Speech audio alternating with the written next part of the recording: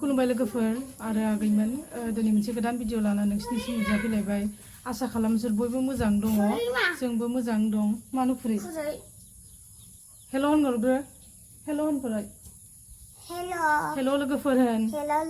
ओमफ्राय नै मा खोन्थादो जों दिनैहाय दै गुदुंखौ मानो नांगौ नै ओमफ्राय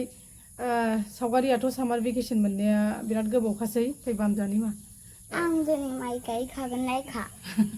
ओमफ्राय आंना दिनैनिफ्राय स्टार्ट जाबाय सामार भेकेसना जोंना सामार भेकेसना अनलि 15 days ओरैनोथ' 1 month मोनोमोन ओमफ्राय 15 daysल' होदों एबार ओमफ्राय मानाबो 17आवहायनो खुलिहैखागोन आरोखि स्कुला आंनाबो 17आवनो खुलिहैखासिगोन ओमफ्राय बेखौ स्कुलाव दोनहैनायावनो आंहा थांनांगौ जाखायो थांखानांगोन ओमफ्राय सामार भेकेसनाबो बिसोरल' मोनखाबाय ओमफ्राय दिनैहाय लोगोफोर जोङो गामियाव थांनोसै भेकेसन मोनबाय नालाय गामियावहाय भेकेसन खालामहैनोसै ओमफ्राय माइ गायोनो माइ गायनो लुबैथारबायनो हाब्रुआवहाय नायनि बिसिबां गायनो हायो ओमफ्राय न'खौथ' गालांथ'नाय जानोसै मोनाजासे हाया माथो नोङो ओमफ्रायहाय दा माबानोसै लोगोफोर दा जाखांनानै सानजौफुआवहाय थांनोसै ओमफ्राय बिराद गोबावसिममोन आं ब्लग खालामैया दिनैसो खालामनाय जाबाय दामानि बिराद बादों खालामनो आरो जै ब्लग खालामबाथाय बिराद समाय लायो ओमफ्राय थांदो बिदि थांदो ओमफ्रायहाय मा होनो थां बिदि थां आइलिसा होग्रो थां ओमफ्राय दा उननि ब्लगखौबो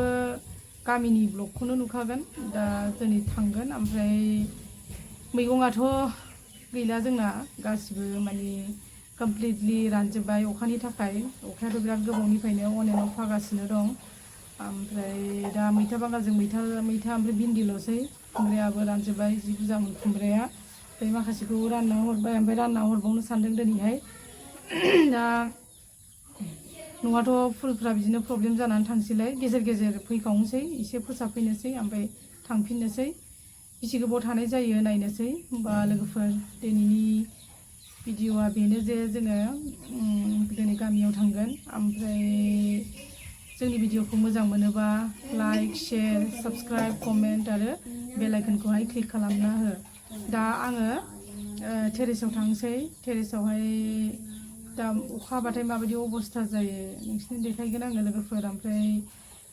मानि अबेबा बिफाङाथ' अखा बारा हानानै थैबायबो आंना ओमफ्राय बबेबा जेबो जायाखै बबेबा प्लेन्टआ बिराद मोजां मोनो अखाखौ जेसेनो अखा हायो एसेनो माने ग्र'थआ बिराद बारायो ओमफ्राय बबेबाथ' एकदम हाया दा गोजौआव थांनानैहाय देखायहैनोसै मैया सानसे साननैसो जाबाय फोसाबनाया ओरैबायदि गाज्रि अबस्था जाबायमोन अखाजों बानलु बिफाङाबो गाहायनाबो थैबाय आरो टेरेसनाबो अबस्थाया एसे गाज्रि जानानै दङ होमबा लोगोफोर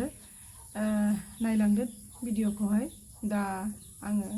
टेरेसआव थांनोसै अखा हानानै जेरैबो दैया जेब जेब जाजोब्बाय आरो मैगङाथ' गैला खुमब्रायाबो थाइबें फाथो गासिबो नस्थ' जाजोब्बाय दा मैथाजों मैथा बांगालजों थायोना थाया नायनोसै माबायदि जायो अखायाथ' हाबाय थाबावखागोन नागारखानाय नङा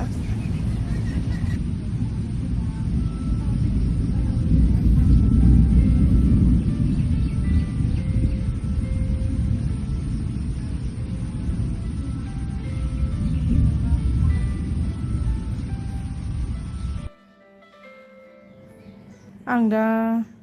टेरेसआवहाय थांनोसै टेरेसआ मैयासो फोसाबनायखौथ' आं ब्लग खालामनो हायाखिसै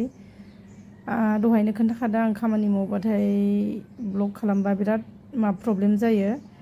समखौनो थोआ मोनो ओमफ्राय दा नायदो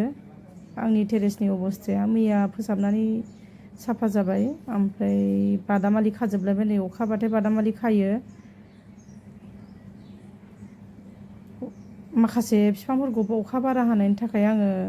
बे न' खाथियावनो न' रुम मोनसे दंना टेरेसआवहाय बेहाय सोनानै दोनहैथ'नांबाय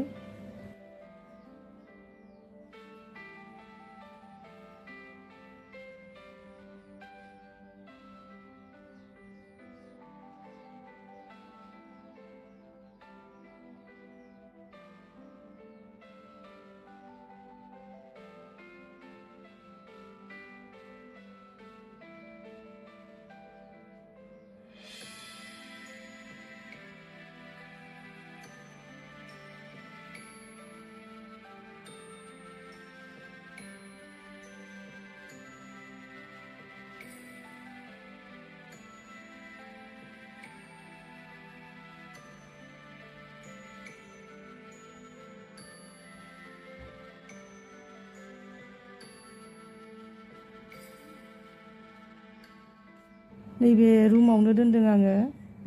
प्लेन्टखौ केलेटियाजों एग्ल'नमाजोंहाय ओमफ्राय अखाखौ बिसोर बारा हाया नालाय आरो सान्दुंखौथ' हाखाया दा बिनि थाखाय आङो बांसिन बे रुमावसो सोनानै दोनो नायदो नोंसोरबो लोगोफोर मा मा प्लेन्ट दं बाहाय बांसिन केलेटियाजों एग्ल'नमाजों दङ ओमफ्राय दा सोथ'नानै गालांसै नायनोसै माबायदि जायो फैनानैहाय नोंसिनो देखायगोन आं फैनानै माबायदि अबस्था जायो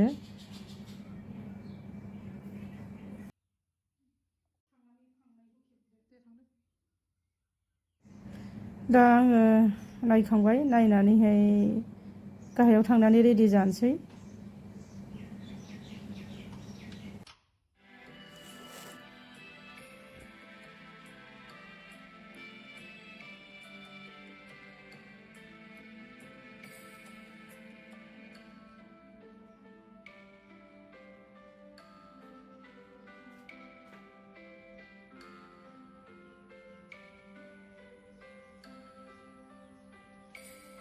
दा बेलकनियावहाय सफैबाय आङो ओमफ्राय बेलकनियावबो आंहा बिराद बुरजा प्लेन्टनि कालेक्सन दङ ओमफ्राय मा अबस्था जायो नायनोसै जों फैफिनबा दाथ' दै लुबाय ओमफ्राय अखा हाबाथ' जेबो प्रब्लेम जानाय नङा ओमफ्राय आङो दनेनखौबो होननानै दोनखाबाय बे सान्दुं दुंबाथाय बेलकनिनि माबाखौ प्लेन्टफोरखौ दैया होबाय थानांगोन सानसे सानसेनिनो ओमफ्राय अखा हाबा नांनाय नङा दा फैनानै माबायदि अबस्था जायो नायनोसै लोगोफोर दा आङो रेडि जाहैनोसै रेडि जानानै जोङो गामियाव थांनो ओंखारनोसै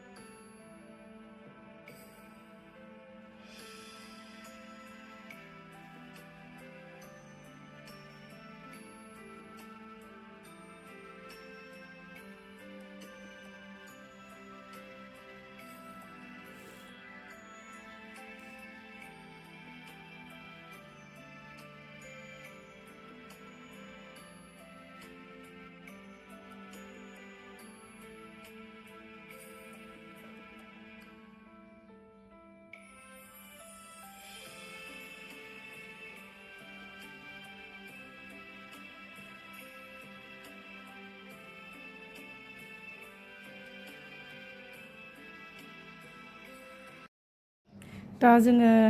फैजोब्बाय रेडि जानानै बयबो थांनोसै गामियाव सामार भेकेसनखौहाय एभ्रि इयार जोङो गामियावनो स्पेन्ड खालामो गामियावनो मोजां मोनो आंबो हजों आइबो थायो ओमफ्राय आंनि बिजावजालि आब'बो थायो स' बयबो ज' नालाय गामिखौहाय चन्द्रपारानिफ्राय गामिखौ आङो साबसिन मोनो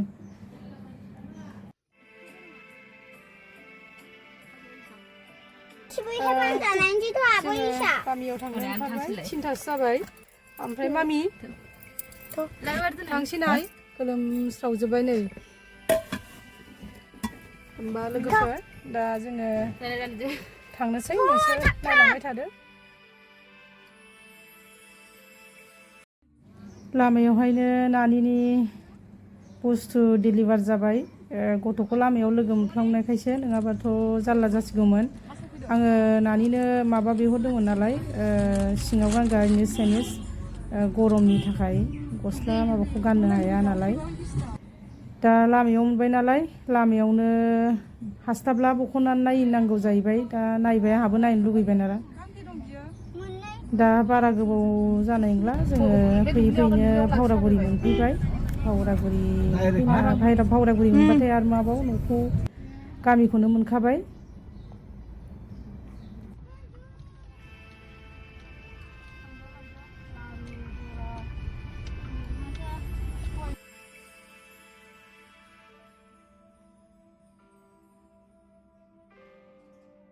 दा न'आव सफैबाय ओमफ्राय दिनैनि ब्लगखौ आङो बाहायनो फोजोबनोसै ओमफ्राय नेक्स्ट डे लोगो हमनोसै लोगोफोर दा खामानि मावनांगौ फोसाबनांगौ नालाय ओंखायनो आङो कन्टिनिउ खालामला गाबोन कन्टिनिउ खालामफिनगोन बे सेम ब्लगावनो ओमफ्राय सानाबो हाबबायानो दा गाबोन फुङाव लोगो हमसै होमबा लोगोफोर दा सोरांबाय लोगोफोर ओमफ्राय सोरांग्रोमोना ओरैबायदि अखा हाबाय फुङावथ' बारा हायाखैमोन 7था 7:30निफ्रायसो ओरैबायदि हाबाय नन स्टप ना खामानि मावजायो ना मायो ओमफ्राय अखा हानायावनो नानिनो ओंखाम ओंख्रि संनानै ओंखाम दौबाय मानोना फुङावनो आङो ओंखाम जाहोखायो बेनो माबा माबि खाजा थाजा बिबाय थायो नालाय ओंखायनो फुङावनो जाहोयो ओमफ्राय दा नानिखौ जाहोखांनानै आङो माबायाव थांसै ओंखाम संग्रायाव थांनोसै ओमफ्राय लोगोफोर आंना ब्लाउसआ माला जिखो आङो हाथायानो गैया ओमफ्राय ब्लग खालामनायावबो नुवाखैमोन भइस अभार खालामनायावसो नुबाय आङो दा नायनोसै मावनो हायो ना हाया माने ब्लग खालामनो हायो ना हाया नायनोसै बारा अखा जाबाथ' ब्लग खालामनो हानाय नङा कन्टिनिउ लोगोफोर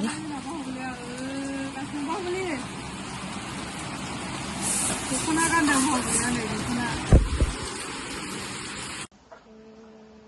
बाहुलि गसंसा इसेया दख'ना गाननाया ओरै मोखां जाबाले ओरै मोखां जा आयौ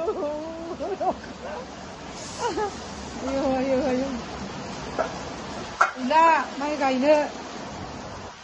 लगानो जाला आंहा मा ओंख्रि संनायदों आयौ अमाबाव अमाजों माजों